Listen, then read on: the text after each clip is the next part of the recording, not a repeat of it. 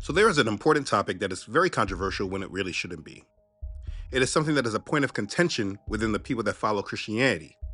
And being that Christianity is the largest religion in the world, it is something that the Christian voice seems to dominate, even though the Christian perspective is very wrong. It is something that Christians are very much divided on, and it makes absolutely no sense being that they say that they are themselves Christians. And to them, that means being a follower of Christ. But the hypocrisy is ridiculous because even though they say they are following the Messiah, they don't actually want to live the way he did and do the things that he did. This topic is in reference to the Sabbath day and the command to keep it. There is an actual satanic agenda about the Sabbath, and Christians unknowingly promote it, and it's time that it's discussed. Should we keep the Sabbath, or is that commandment done away with? It's time that this subject is broken down so that in the end there can be no confusion. We're going to deal with the Sabbath, and then I'm going to tell you why Satan does not want you to keep it. Let's begin. The command. Okay, so in breaking down the Sabbath, before I get to the controversy, let's get down to the truth. What is the Sabbath? It is the fourth commandment given to the children of Yasharel when they were taken out of Egypt and brought into covenant with the Most High. Here's the command. Remember the Sabbath day to keep it holy. 6 days you shall labor and do all your work. But the seventh day is the Sabbath of Yahweh your Elohim. In it you shall do no work, you, nor your son, nor your daughter, nor your male servant, nor your female servant, nor your cattle, nor your stranger who is within your gates. For in 6 days Yahweh made the heavens and the earth, the sea, and all that is in them, and rested the seventh day. Therefore Yahweh blessed the Sabbath day and hallowed it. That's Exodus chapter 20, verses 8 through 11. You see, this was a commandment from Yahweh given to his set-apart, chosen people, Yasharel. He was teaching his people how to live how he desired. He has a way of life that he determined was righteous, and being that he is our creator, the creator of heaven and earth, he has the ultimate authority to make this call and deem it so. He was leading his people to live and be a certain way, and there is no other people on earth that were commanded like this and directed to live in this way. Now, eventually other nations and empires developed their concepts of morality, like with the Greeks. They eventually adapted their concepts of what morality is, and that's why they were able to blend it into Christianity. But there were other things that were outside of what they believed as morality, and the Sabbath was one of them. First major and important reason is because they were never given this command. But even when the belief in Messiah was being spread, the pagan Gentile converts all rejected the Sabbath on the seventh day, and in fact, they created their own doctrine and changed the Sabbath to the eighth day. I'll discuss this further soon. Our Father gave this command about the Sabbath to his chosen people only, and it was so important to him that he wrote it on stone tablets. He said keeping this commandment will be a sign between him and them. In Exodus chapter 31 it says, And Yahweh spoke to Moses, saying, Speak also to the children of Yasharel, saying, Surely my Sabbaths you shall keep, for it is a sign between me and you throughout your generations, that you may know that I am Yahweh who sanctifies you. You shall keep the Sabbath, therefore, for it is holy to you. Everyone who profanes it shall surely be put to death. For whoever does any work on it, that person shall be cut off from among his people. Work shall be done for 6 days, but the seventh is the Sabbath of rest, holy to Yahweh. Whoever does any work on the Sabbath day, he shall surely be put to death. Therefore, the children of Yasharel shall keep the Sabbath, to observe the Sabbath throughout their generations as a perpetual covenant. It is a sign between me and the children of Yasharel forever. For in 6 days Yahweh made the heavens and the earth, and on the seventh day he rested and was refreshed. And when he made an end of speaking with him on Mount Sinai, he gave Moses 2 tablets of the testimony, tablets of stone written with the fingers of Elohim. Exodus chapter 31, verses 12 through 18. And so after this was all established, you had one group of people on the earth that every seventh day of the week they rested. You could go anywhere in the world, any other town or nation or people. And on the seventh day, you can go into the city and transact business. You could trade, do whatever. But only one group of people on earth were in covenant with the creator of all things, and they shut down. They rested. Their servants rested. Their animals rested. Their crops rested. Everything rested. This was their way. They rested because they were commanded to, And you have to understand that this was their culture. They were the only group of people who lived as our Father did. If you read those commandments, it keeps referencing our Father, what he did. Our Father rested, and so did they. You have to understand that this was not just a random thing. Again, our Father did this. It goes back to the foundation. Genesis chapter 2. Thus the heavens and the earth and all the hosts of them were finished. And on the seventh day, Elohim ended his work which he had done. And he rested on the seventh day from all his work which he had done. Then Elohim blessed the seventh day and sanctified it, because in it he rested from all his work which Elohim had created and made. Genesis chapter 2, verses 1 through 3. So this was the standard Yahweh set. He created everything in 6 days, and on the seventh day he rested. He even explained this to Yasharel when he gave this command. He rested on the seventh day, and then he sanctified it. To sanctify something is to set it apart, make it holy, to consecrate it. This is what our Father did from the beginning of creation. And he then made sure that when he established himself with his children and put them in the bond of the covenant, he made sure that he established this and made this important for his people. And when he gave this command, he did not just set it on tablets of stone, but he made sure he added it to the feast. In Leviticus chapter 23, when Yahweh discussed the feast, he includes the Sabbath. It says, 6 days shall work be done, but the seventh day is a Sabbath of solemn rest, a holy convocation. You shall do no work on it. It is the Sabbath of Yahweh in all your dwellings. Leviticus chapter 23, verse 3. So that's the command. The Sabbath. So let's talk about the Sabbath. Shabbat is the Hebrew word for Sabbath. Besides us not working and resting, it is also a weekly feast. It is not something attached to the temple or requiring pilgrimage or a journey. The word Shabbat comes from the Hebrew word shavat, which literally means to cease. One of the activities that was a part of Yasharel was that on this day, all pilgrimages or long walks, they ceased. They went to their assemblies, their synagogues, yes, but they would cease from work and they would rest on the seventh day. It's included in the feast because it is an appointed time of Yahuwah that we rest, refocus, and regather ourselves for the next week. One big part of the Sabbath is the Sabbath meal. This was the most frequently observed feast in ancient Yasharel. And as you understand it, you can understand why. It made people stop and rest, remember Yahuwah, and then be with their family. The Sabbath begins on the seventh day of the week. The way a day actually starts is at sundown. So we start our Sabbath observance on Friday evening. On Friday evening, my family enjoys a Sabbath meal and then we rest.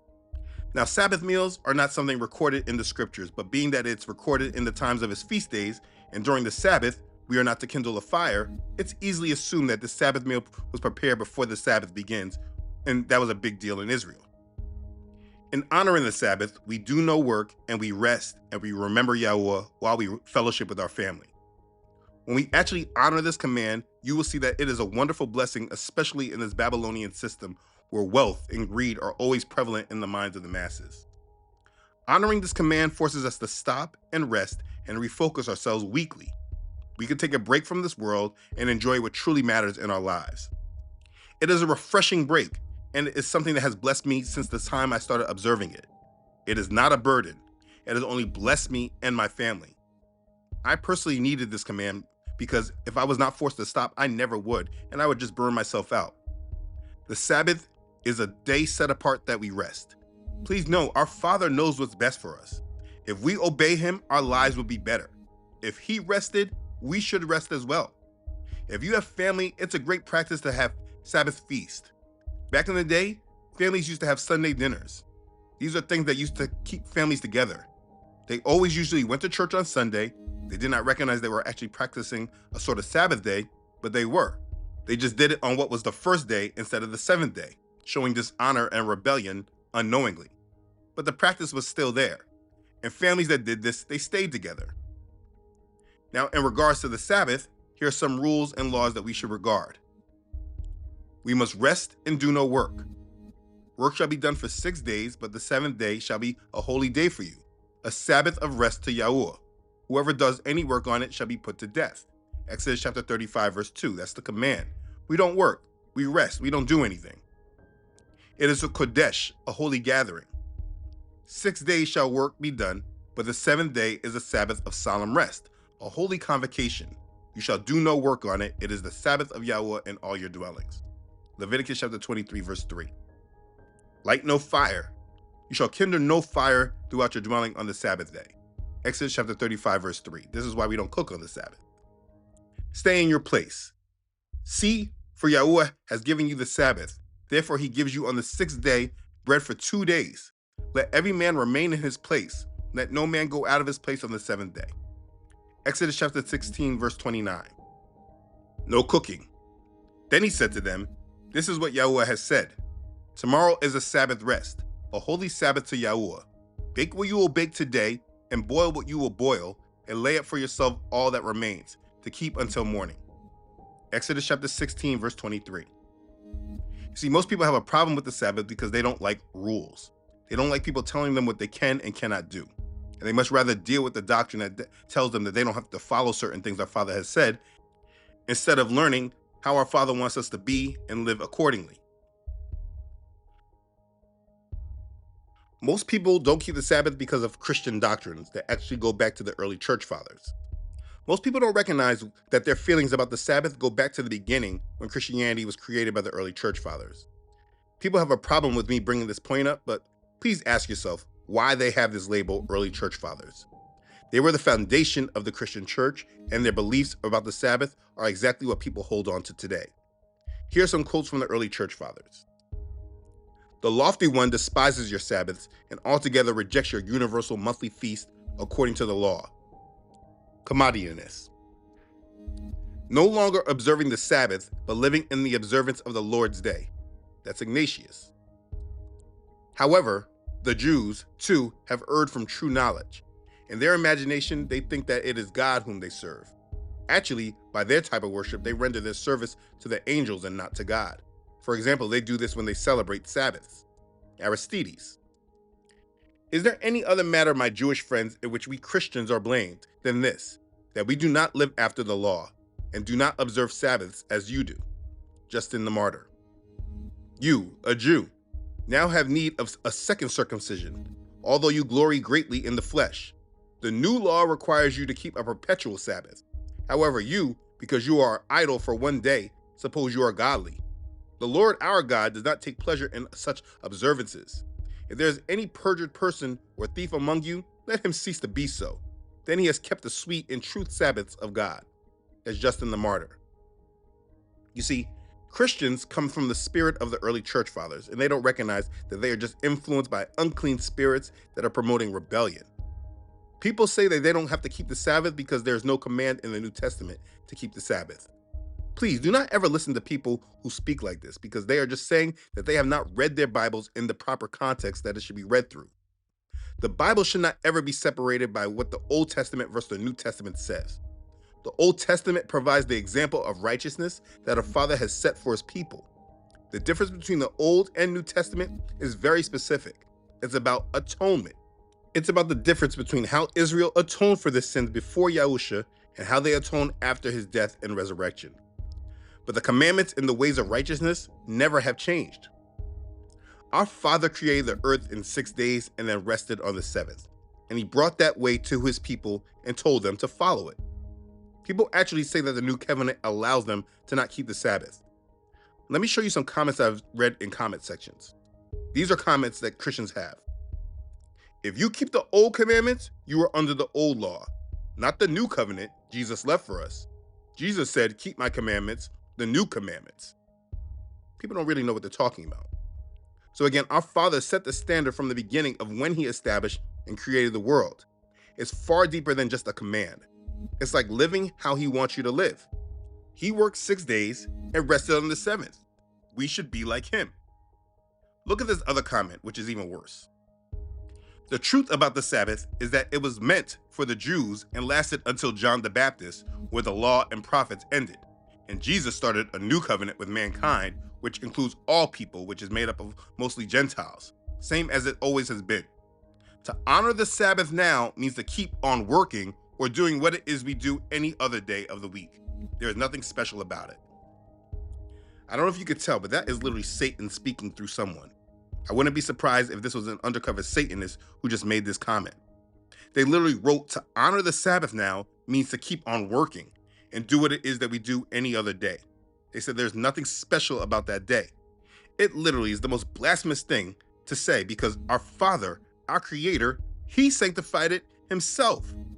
It's our Father who set this day apart. So imagine any of us believing that this day is no longer special, even though the scriptures clearly say Yahuwah sanctified it. If He said He sanctified the seventh day, who are we to say it no longer matters? Anyway, let's deal with some falsehoods. First one, Yahusha did not keep the Sabbath. You see, people often hypocritically go back to the accusation of the Pharisees and say that Yahusha didn't keep the Sabbath. This is a horrible interpretation of scripture, but we must deal with it. The scriptures say, at that time Yahusha went through the grain fields on the Sabbath, and his disciples were hungry. They began to pluck heads of grain and to eat. And when the Pharisees saw it, they said to him, look, your disciples are doing what is not lawful to do on the Sabbath. Matthew chapter 12, verses 1 and 2. And if you keep reading, Yahusha broke things down for them. Now let's be clear, that first thing, Yahusha wasn't actually the one being accused. It was the disciples who were being accused. So saying it was Yahusha not keeping the Sabbath is a gross mischaracterization of the scriptures. But please, just analyze this accusation and how dangerous it is, because saying that Yahusha did not keep the Sabbath would mean that he broke the law, and therefore he was not sinless, and therefore he would not be a perfect, blameless sacrifice. Saying that he didn't keep the Sabbath is quite evil, because not only is it not true at all, but it also says that you don't even know why he is our atonement. You're saying that he sinned. Next, Yahusha is the Adon of the Sabbath. Now, in that last situation when Yahusha was being accused, he explained David with the showbread and what the priests do on the Sabbath. He was not ever advocating the breaking of the Sabbath. Understand that the Pharisees were not just under the written law of the Torah. They also had oral law that was passed down, just like the command that you cannot eat with unwashed hands.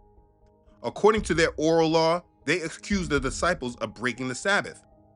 Yahusha showed them their hypocrisy with a few answers, and he argued that they did not break Yah's law, but rather it was according to their man-made traditions that had obscured the law's original intent, which was to provide rest. And he also explained that we could do good works. He explained that he is the Adon of the Sabbath. It says, for the Son of Man is the Adon even of the Sabbath. Matthew chapter 12, verse 8. Adon means master. And for some crazy reason, Christianity has literally made it that because of this, Yahusha is fulfilling the Sabbath's true purpose. And now if they believe in him, they are resting on the Sabbath, completely ignoring the example of our Father, our Creator, and what he did. It's him who we're following. They say Yahusha is the true Sabbath. Therefore, they don't need to rest. They just need to rest in him, even though no one will actually tell you what that means. I want to make this very clear. After Yahusha resurrected, there was no actual time where the apostles, not one of them, stopped keeping the Sabbath. There is not one example that you have. In fact, the hypocrisy is that without the Sabbath, the gospel itself, it would not have been spread.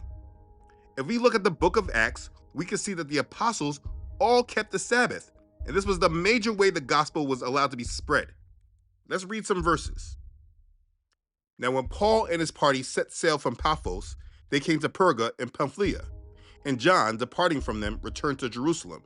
But when they departed from Perga, they came to Antioch in Pisidia, and went into the synagogue on the Sabbath day and sat down. Acts chapter 13, verses 13 through 14. So let's be clear that when Paul is spreading this gospel, he's doing this on the Sabbath day. And not at any time in Paul's epistles, as he went around all of Asia Minor, do you see him ever telling them that because of the new covenant, they no longer needed to keep this Sabbath. There's not one example that you have of this. For something that was such a part of their culture that everyone was doing it, everyone was a part of, all around Asia Minor, not even being in Israel, they were all around keeping the Sabbath. If this was done away with, don't you think that they would really have focused on this and explained this so that we would all know? But let's read some more.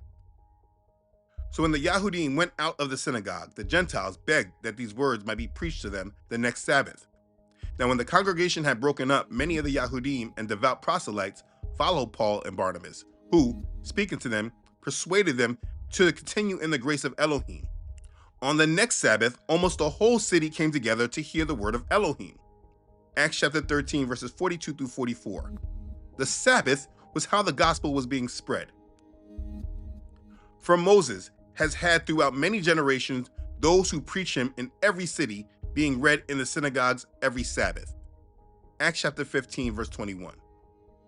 This was how the gospel was supposed to be taught, because all who will be learning the gospel will be coming to the synagogues on the Sabbath. Guess what? That's one of the first things Constantine made sure no longer happened, so that Christians were separated from the Yahudim. Here's more. Therefore, sailing from Troas, we ran a straight course to Samothrace, and the next day came to Neapolis, and from there to Philippi, which is the foremost city of that part of Macedonia, a colony. And we were staying in that city for some days. And on the Sabbath day, we went out of the city to the riverside where prayer was customarily made, and we sat down and spoke to the women who met there. Acts chapter 16, verses 11 through 13.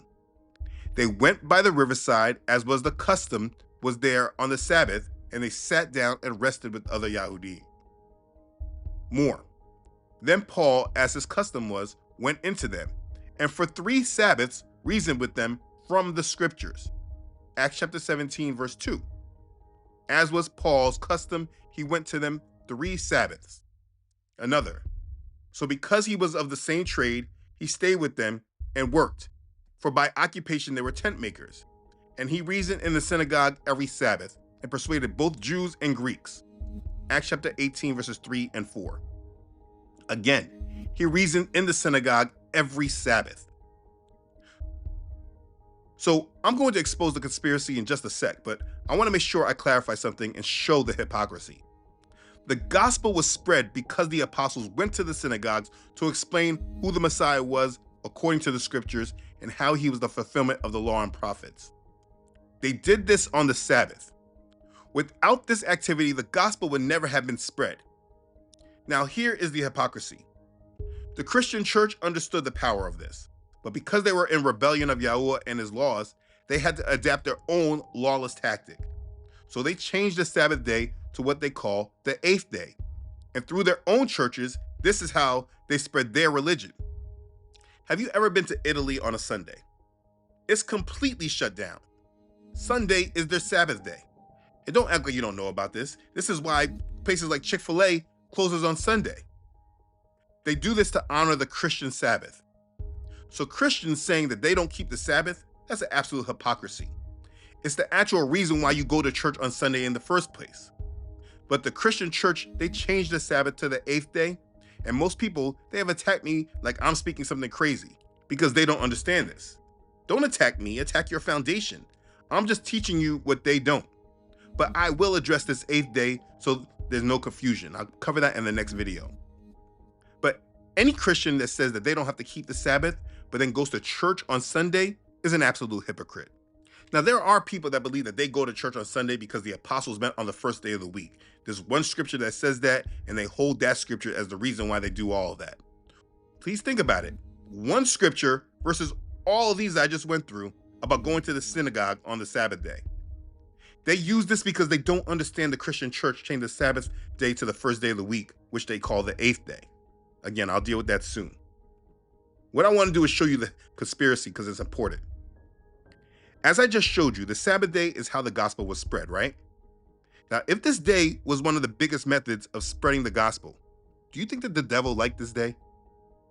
If our Father took the 7th day and sanctified it and made it holy, do you think that the devil liked this day? If this day was what our Father made a covenant between his people with and said keeping this day holy marks a sign of the covenant between Yah and his people, do you think that the devil likes this holy day? No. The devil hates the Sabbath day. And just like he worked in his deceptions to teach a doctrine of rebellion in regards to other commandments Yah has set, he has created a doctrine that Christians have attached to that tells them to not keep the 7th day holy like our Father has commanded his children to do, and that he himself did. The Messiah, whom everyone says that they are following, has kept the Sabbath, but yet Christians feel they don't ever have to, and they think their position is righteous. Let me expose Satan right now and show exactly what you're dealing with here. This is the reason why Christians don't keep the Sabbath. Let's review the 10 commandments. First commandment, don't put any gods before Yahuwah. Second, do not make carved images. Do not bow to them or serve them. 3, do not take the name of Yahuwah in vain. 4, remember the Sabbath day and keep it holy. 5, honor your father and your mother. 6, do not murder. 7, do not commit adultery. 8, do not steal. 9, do not bear false witness. 10, do not covet. Now, you get all that. Let me expose this to you and really show you how false Christianity is. Here is the reason why they don't actually want to keep the Sabbath. In Christianity, in regards to all the commandments, all those other ones, they're easy to proclaim even though they break them. Like, I've never saw a Christian say that they would put another God before Yahuwah, but they fight for Christmas and Easter, and most of them put money before everything, which is their God. But they're never going to say that they do it. They make carved images, no problem, but most of them will never say that it's okay. There's a lot of hypocrisy. But most Christians will say that they keep the other commandments, even if they really don't. Do you know why they have a problem with keeping the Sabbath? I want you to look at those commandments. Really think about it. Look at all of them. Does any of those other commandments require them to really do anything outside of their comfort zone? No. They can say they keep these commandments any way they want to apply it. But keeping the Sabbath day actually requires them to have to actually do something. It requires them to actually have to make an effort to change their life and make sacrifices for the God that they say that they serve. We are in a culture, obviously, that Christianity has changed the Sabbath. So if you're not a Seventh-day Adventist, more than likely, you are under the Christian Sabbath of Sunday. So if you are now saying that you should keep the Sabbath, you would now have to make accommodations and make changes. You would have to adjust your life. You would have to actually put action to your faith. And guess what? This is exactly what Christians do not want to do. They like the idea of being accepted by a God that requires nothing from them except belief. And they will very much be mistaken when it's their time to meet him.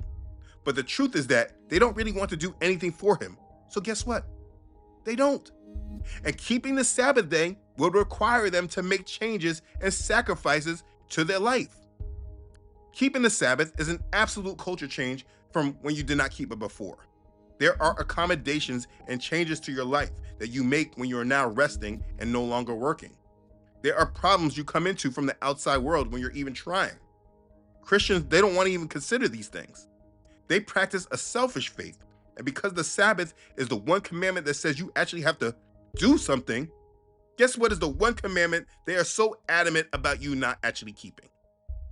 Please tell me, is there any other commandment Christians speak more against than keeping the Sabbath? Well, other than the dietary laws, they really will go to war about pork. But are there any other 10 commandments that they go to war about? And that brings me to my next point. There is nothing else Christians are so adamant about not keeping, and that's because it has to do with them actually doing something for our Father.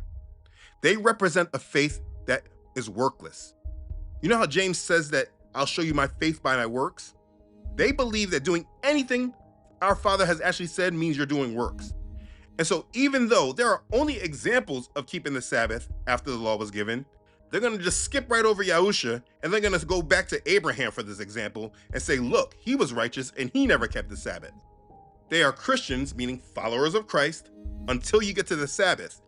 And now they're Abrahamians because they needed an example of someone they felt that didn't keep the Sabbath. And that's why books like the Book of Jubilees was taken out of our Bible. But this is Christianity, and it's not really Christians' fault per se. What I mean by that is that today it's not that these Christians just created this doctrine. It's just that today they argue so hard against it while there's a great amount of hypocrisy that surrounds it. Because think about my point that Christians don't actually want to do anything to really say that they serve our Father. They don't want to put forth any type of sacrifice to their current lifestyle. They don't want to give him anything. They don't want to make any kind of change. But that brings you to now me discussing this conspiracy from the devil. This is the conspiracy about the Sabbath. Do you know what the Sabbath is? To the devil, the Sabbath is the first type of like a gateway drug. You know how they used to say that marijuana was a gateway drug that could get you hooked to other harder drugs? Well, that's what keeping the Sabbath is to a believer. It's a gateway practice that leads to more obedience. And that's why Satan hates it. I mean, think about it. You, you were once following Christian doctrines that basically said all you do is believe. There's no real sacrifice or action, just believe in Jesus. But then you start believing, yeah, maybe I should start keeping the Sabbath because it's a commandment. Now, all of a sudden, you have changed something. You no longer are just talking about your faith, but you're now actually doing something with it. Maybe you don't even work on Saturday, so it's not a big deal at first. But you know what? You stop going out Friday nights. You stop driving around town being busy on Saturday. You stop cooking on Saturday during the day. You stop doing yard work. You just rested. You had a good meal the night before, and in the morning, you rested. You say, well, what do I do on this Sabbath day?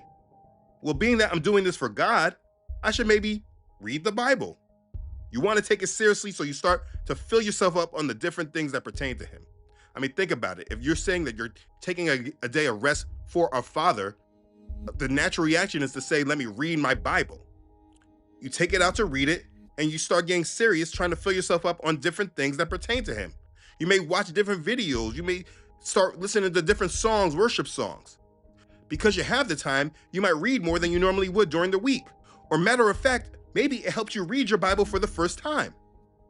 Because you're doing something out of your ordinary and you're actually sacrificing your time and your normal way of life to adjust to Yahuwah, you're now starting to seek Him more. And what do you think happens after that? You repeat this. Let's say you repeat this, keeping the Sabbath for a month. And all of a sudden you start questioning other things and you start seeking other ways you can be more obedient to the word. You're like, I like this feeling. And you feel that you're growing closer to our Father. All of a sudden, you start keeping the dietary laws because you like how you feel when you're being obedient to what the word says. And you recognize the benefits of keeping His word. You recognize the benefit and how you've been feeling rested during the week because you started keeping the Sabbath. You start saying, maybe I'm going to start calling on His true name to see how it feels off my tongue.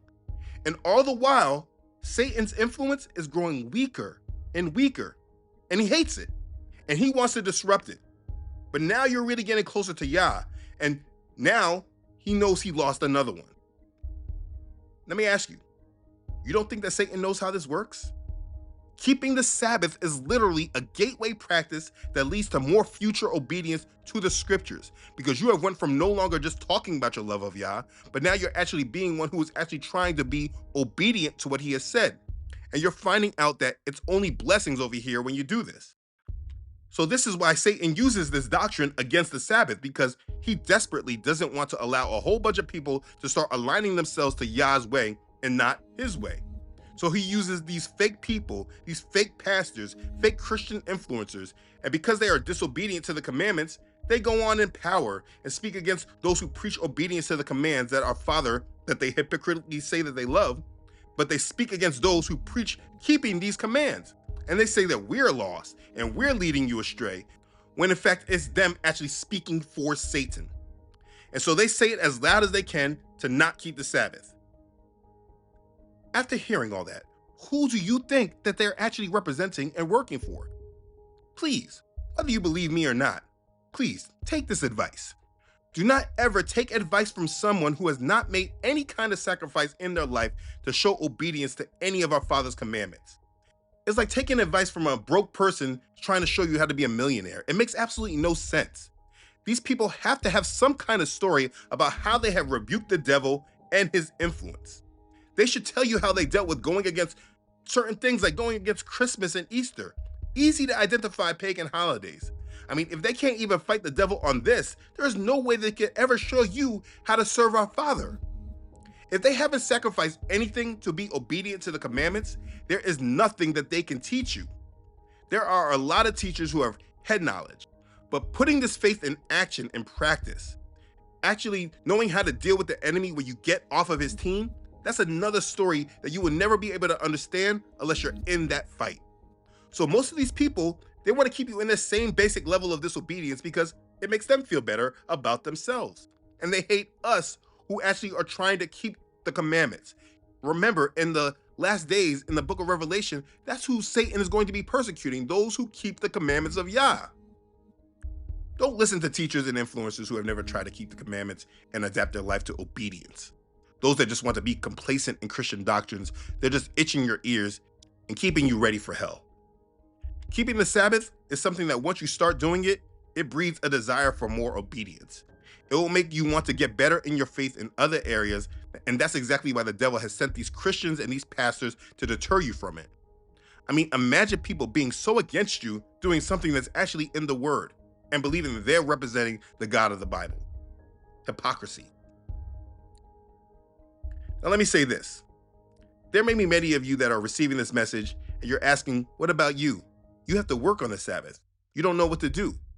Let me just say this. The answer is the same for all of you. Please pray about it. Take it to Yah and tell him you want to serve him and keep his Sabbath day holy, and you need direction from him. Maybe he tells you to just go talk to your employer, and even though you thought they were going to say no, they actually said yes. Maybe he tells you to leave that job and find another one. Maybe he tells you to just trust him and he will work it out. You have to take it to him, talk to him about it, and trust him. Your situation is not hopeless in this regards. He's probably just waiting on you to make the first step. The point is that keeping the Sabbath is important. And do not let Satan deter you all because he's trying to keep you from our Father. He knows once you start making sacrifices and choices for Yah, it becomes like a domino effect. You'll start doing more. This is the story for many of us. I guarantee if you read the comments of this video, you will see many with the same testimony. So you listening to influencers telling you to keep the Sabbath is a sin, even though these same hypocrites keep the Christian Sabbath on Sunday, it makes no sense. You are against your own soul by listening to these people. Do not let it happen. There are many testimonies that you will see of people being blessed by keeping the Sabbath. This is in the Word itself. Follow the Word and follow people that are actually keeping the Word. It's safer to keep the Word than to not. Either way, remember the Sabbath day. Keep it holy. Keep our Father's commandments and commit your life to his kingdom. Please do this today, because the kingdom of Yahweh is truly at hand. Be ready for it and be blessed. Hallelujah. Praise Yah. Okay, thanks again for watching. If this has blessed you, please make sure to like it and share this with others. If you haven't done so already, please make sure that you subscribe to this channel. Yah willing, I upload every Friday. Also, please don't forget to follow this ministry on Facebook and Instagram, as well as on my website, truthunedited.com. Please continue to pray for this ministry. Your prayers and support are sincerely appreciated. As always, thank you to those who have donated to this ministry. Your contribution is a huge blessing to this ministry and helps continue on with this assignment. Your support is a blessing. I'm always humbled by your support, and I'm very thankful for you. Be blessed. Okay, thanks again for watching, everyone. I love you all.